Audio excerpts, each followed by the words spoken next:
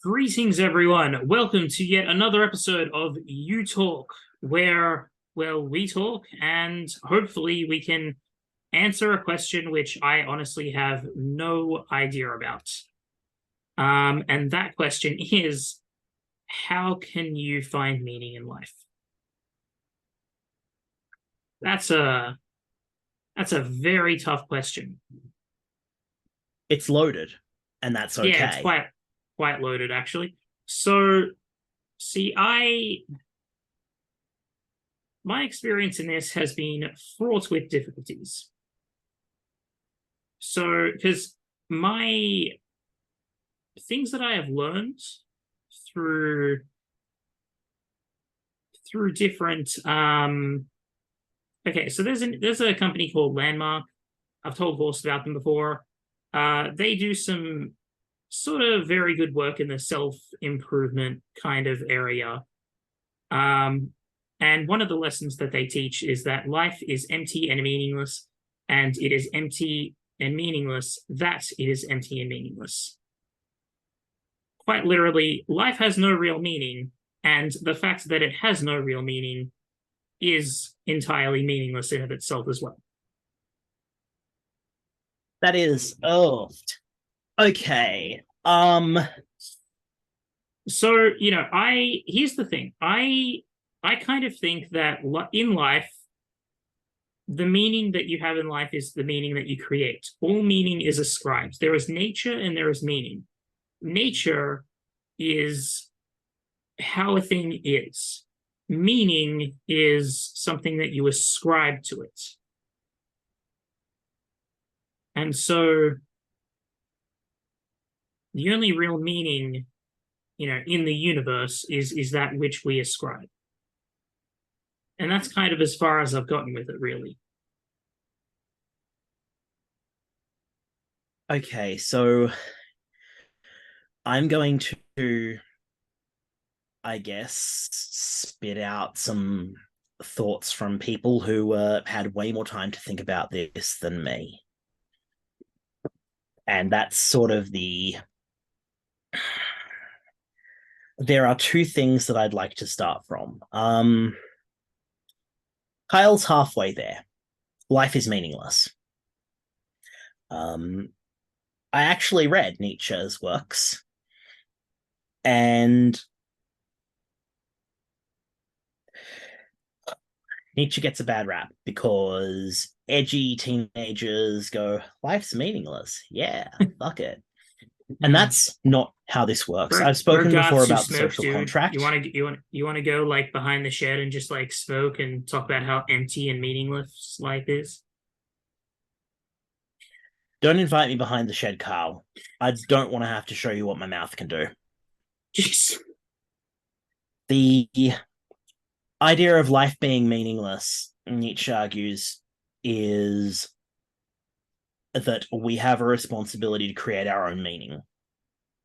Everything that we do in life is not in the furtherance of some grand scheme. It is not some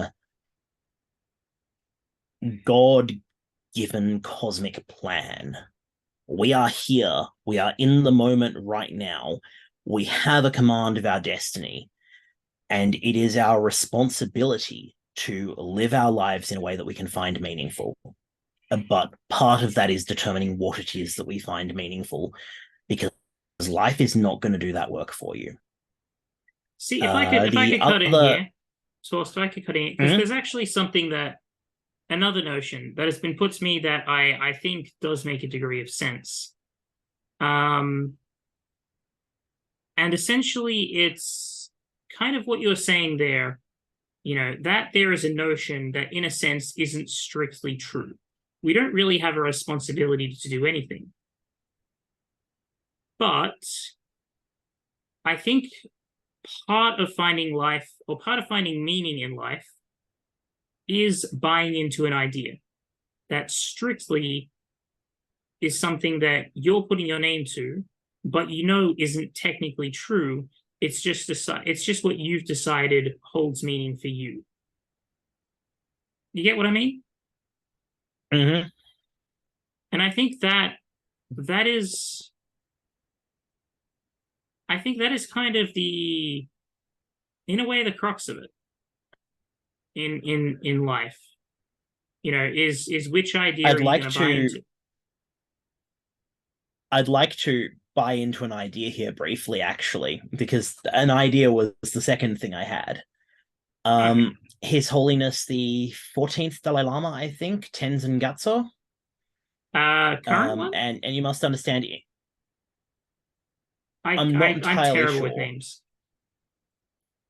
Yeah. In any case, he had a slightly different perspective on things, and he said that life had a purpose. And he said that, well, no, he didn't say that life had a purpose. He said that we had a purpose. And he says that the purpose of one in life is to be happy and useful. And I suppose when you are a spiritual leader for a large group of people, you would naturally have a bias towards the concept that service is a part of life. Hmm. I'm not sure, but the problem with that is it suffers the same idea as Nietzsche calls out about life generally. Um, what is it to be useful? Hmm. I I have some little circuit boards here that I designed recently, and they are designed to clap up against the case of a watch and listen to it and feed that data to an analyzer so that you can hear, well, so that you can see if the watch is running to time. Uh, I find that useful. I'm not sure the average person would, but Hmm. it was not wasted effort because it is useful to me.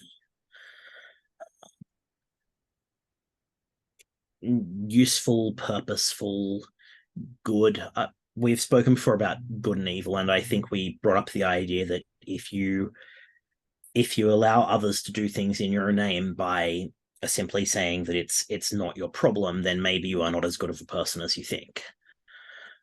I think that might be one of the few times that we've referred to objective morality here, because we live in a society. Um, Yeah. It's kind of when we look interesting. at what is useful, we look at maximizing utility function, right? All of Yeah. these ideas Well, on see, politics that's and the the way the idea that world we've is, bought we are into. both informed by this idea of utilitarianism. And Yeah. to put And that let's really let's simply, for it's the that our audience, let's actions very should do the most good for the largest amount of people. yeah, let's just about say let's go through what Our it is. But actions, yeah. our actions should do the most good for the largest amount of people. Now, I'm not going to lie, building a little watch diagnostic tool may not do good for a huge amount of people, but it is something I can do with the skills I have. And Hmm. obviously, none of us has the ability to say, I'm going to end world hunger, because, like, what a trip that would be. All it Well, takes is one good rich person. Um, it kind of makes you wonder why it hasn't happened. Um Saying the quiet part out loud, Kyle. Yeah, well, I mean, hey, we're that's part of the point of this show. Part of the way we are maximizing our utility to the audience is to say the quiet part out loud, is to And essentially provide people the service of of learning, rather. The service of a good political education, but also kind of a societal education to a degree. And in this case, I and guess a that's bit of why a I'm sort of philosophical trying to veer education. away from political, because most people don't have the time to think about life. We live in a society that's definitely becoming my catchphrase for this batch of recordings. We live in a society where we are encouraged to keep our nose to the grindstone, to take care of our obligations to our family, to make sure that we're not behind on the rent, to make sure that the electricity doesn't get turned off. Where, if you're very lucky, you get to go out for beers once a week. We live in a society that barely provides time for recreation, much less time for thinking about life. And Mm. sometimes that's a blessing, because some of the people who think about life become profoundly depressed and then no longer have to worry about thinking about life. Yeah, and you And know some of the what? people who think about life realistically probably shouldn't have thought, or had a thought that maybe they shouldn't have recorded anywhere. Yeah, but But that's when we have the the time to think about life, we can determine what is meaningful to us. Yeah, and see that's kind of what that kind of reminded me of that. Remember the Groves project that we've talked about a little on this Mm-hmm. show. You know, the idea of Yeah. because okay, so the idea of the Groves project was basically kind of partly inspired by like the like sacred groves of Greece, which were, you know, like a grove with a couple of like say olive trees and that. And the idea is they were kind of a communal space, but they also had like priestesses there and all that sort of thing. And they, you know, other people, and they'd provide wisdom. You know, and sort of spiritual advice and that sort of thing. And it was also partly inspired by the thought that, well, that's kind of what a church used to be as well. You know, churches, temples, Yes. places of religious worship, that's kind of what they used to be. However, in the modern day and age, we're kind of moving beyond not not strictly our need for religion in a sense. I mean, we are moving beyond the need to believe in you know magical beings, but we aren't moving beyond some of the things that the institutions regarding belief in magical beings had provided, such as a sense of community, Mm-hmm. a place of sort of, you know, spirituality or philosophy, which back in the days of ancient Greece, part of the reason why that was partly the inspiration for the Groves Project is because philosophy, science, and spirituality and religion were all kind of one thing back then. You know, a philosopher would talk just as much about Aphrodite and the nature of love as they, you know, as they would talk about the scientific part of, you know, love and all that, and reproduction. You know, it was all kind of one thing back then. Whereas now we kind of separated it out. In fact, there's an interesting story there about how one philosopher said, "Hey, we need a whole new thing," you know, essentially for what was science. You know, but then another philosopher was like, "Well, that's what philosophy is for." You know, but the three have kind of decoupled as they've become distinct. And so, you know, what we kind of need to help people with that is a place of um, philosophical enlightenment, not like some grand, you know, cathedral type place, but something a lot smaller, like a grove, you know, a small garden taken care of by, like, say, a few philosophers who doubled as gardeners, and maybe who built a sort of statue with a story attached to try and teach a lesson that was quite universal and timeless. And so that was kind of the idea behind that. And I think that, like, what we've just said kind of really reminded me of that. Now, unfortunately, I don't really have anything to jump off to off of that because that's as far as my thought goes, is it reminded me of that. And the reasons for that are kind of part of what we're talking about here. I think the jump off point too is that groves don't work as a concept. Having philosophers doesn't work as a concept unless you actually have the time in your life to consult them and the time in your life to reflect, because it's sort of like therapy, right? You can go Yeah. in for your 1 hour a week and you can talk about your problems and you can Well, 1 hour maybe a week even isn't, have some doesn't it things cost a pretty suggested on penny? how to solve them. But indeed, but what I'm Yeah, I getting mean at is that that's that 1 hour a week, if you don't go home and allow these things to sit in your mind and work on them going forward, you're just going to keep the same problems over and over again, because that 1 hour is this time in which your problem solving is sort of compressed, when the reality is that yeah, your problems exist throughout the week outside of that hour. You need yeah. time away from yourself and time to internalize these ideas. Otherwise, they're not going to be useful. And it is the same with It something just trying hit to me. figure out the meaning of life. Unless you have time to think. See, something just kind of hit me while you were saying that, and that's that, like, we keep hyper compressing our time down so that we can fit in. I mean, Mm-hmm. it's mostly work, and we've discussed this in the past where we just don't have enough damn time in a week because we're doing more and more work, and more of our lives are focused around commercialist endeavors. You know, whether it be work or a side hustle, you know, and I think that's kind of part of it is we need to like we've come to value one aspect of life so heavily that we are taking the time we need from other aspects of life, this being one of them, a sort of a sort of spiritual slash philosophical slash cultural institution. Desolation.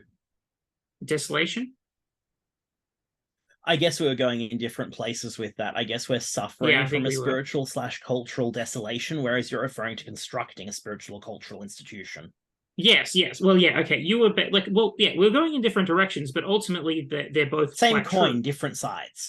Yeah, exactly. Yeah, and so we've had this desolation of our like kind of not just spirituality, but like our kind of philosophical just time to have philosophical thoughts and think about life and the world. And I think that's part of why we keep getting more and more shallow as a society. We're focusing, on things that are just so, for lack of a better term, basic bitch. And what we need is just time to have those thoughts and a place to have those thoughts in and people to have those thoughts with and discuss them with. Kind of like we actually take the time to discuss things here. I guess we're philosophers. Or maybe I'm just getting a bit pretentious. One or the other. One or the other. What was that? English, please. English, please. I don't. Why not both? Oh, right. Oh, wow. Okay. Funny enough, I referenced that meme with my partner when deciding weight quite a lot. But yeah, that's but yeah, I guess that's kind of, I think that's kind of it. We haven't really asked the question because it's a loaded, we haven't really answered the question because it's a loaded question, but I think we have provided a way forward, which is we need to create a cultural institution, basically like the Groves, and then give people the time to actually, go there, think and talk to people and just, for lack of a better term, have shower thoughts. Okay. I know that was just the first thing that came to mind just then. But I mean, it's kind of true in a way, But yeah, that being said, we're about to run out of time, but I think we've kind of finished it. Is there anything else you want to say? So I think we've talked about what construes meaning as opposed to how to find meaning in your life. And I think all of this gets distilled down to find something that you're good at. Find something that you can do that adds value. You don't have to add value to the whole world. And use your time to do it. Some people like volunteer at soup kitchens. Some people volunteer as like social workers. Some people design open source hardware on the internet. Some people do YouTube videos about really old computers. All of these things have value to those people, or they wouldn't do it. Let me tell you, being a YouTuber is not a stress-free thing. It is not something you really do for fun unless you have the passion. So yeah, find something that you have to find your own meaning in life. Yeah, so find something that brings meaning to your life. Yeah, find something that brings meaning to your life and that you enjoy. All right. With that, find something that brings meaning to your life that you enjoy and then do it. Nice work, the goddess Nike who said, just do it. Really? I thought it was the god Shia LaBeouf. Anyway. Pretty sure it was the god Lord Shiva. We'll catch you later, everyone. Have a good one.